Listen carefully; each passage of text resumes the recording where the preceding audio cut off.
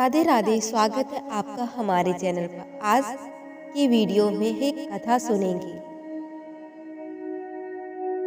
जो कि बुरी योनि से उद्धार के बारे में है।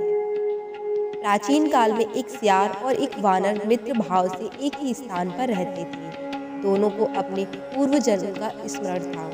एक समय वानर ने सियार को संसार में घृणित शव को खाते देखकर पूछा, मित्र, तुमने पूर्व जन्म में क्या किया था जिससे तुम्हें इतना निश्चित तथा घृणित भोजन करना पड़ता है? सियार ने कहा, मित्र, मैं पूर्व जन्म में वेदों का पारंगत विद्वान और समस्त कर्म कलापों का ज्ञाता वेद शर्मा नाम का ब्राह्मण था। उस जन्म में मैंने एक ब्राह्मण को धन देने का संकल्प किया था और उसको दिया ही नहीं। उसी से इस बुरी योनि तथा बुरे आहार को प्राप्त हुआ हूँ। प्रतिज्ञा करके यदि ब्राह्मण को वह वस्तु नहीं दी जाती तो उसका 10 जन्मों का पुण्य तत्काल नष्ट हो जाता है। अब तुम बताओ, तुम किस कर्म विपाक से बानर हुए हो? बानर बोला, मैं भी पूर्व जन्म में ब्राह्मण ही था। मेरा नाम वेदनाथ था और मित्र, पूर्व जन्म में भी हमारी तुम्हारी घनिष्ठ मित्रता थी। यद्यपि तुम्हें यह स्मरण नहीं, तथापि पुण्य के गौरव से मुझे उसकी पुण्यता स्मृति है। उस जन्म में मैंने एक ब्राह्मण का साग चुराया था, इसीलिए मैं बानर हुआ हूँ। ब्राह्मण का धन लेने से नर्क तो होता ही है, नर्क भोगने के बाद बानर की ही योनि मिलती है।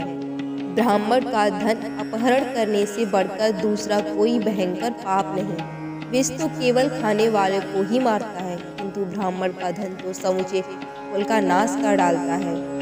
बालक, दरिद्र, कृपण तथा वेद शास्त्र आदि के ज्ञान से शून्य ब्राह्मणों का भी अपमान नहीं करना चाहिए, क्योंकि क्रोध में आने पर वे अग्नि के समान भस्म कर देते हैं। सियार और वानर इस प्रकार बातचीत कर ही रहे थे कि देवयोग से किंवा उनके किसी पूर्व पुण्य से सिंधुदीप नामक ऋषि स्वेच्छा से घूमते हुए वहीं पहुंच गए। उन दोनों मित्रों ने मुनि को प्रणाम किया और अपनी कथा सुनाकर उद्धार का रास्ता पूछा। ऋषि ने बड़ी देर तक मन ही मन विचार कर कहा, तुम दोनों श्री रामचंद्र जी की धनुष कोटि तीर्थ में जाकर स्नान करो। ऐसा करने से पाप से छूट जाओगे। तदनुसार सियार और वानर तत्काल ही धनुष कोटि में गए और वहां के जल से स्नान कर सब पापों से मुक्त हो गए। पापों से मुक्त होकर श्रेष्ठ विमान पर आरूढ़ होकर देवलोक में चले गए। राधे राधे।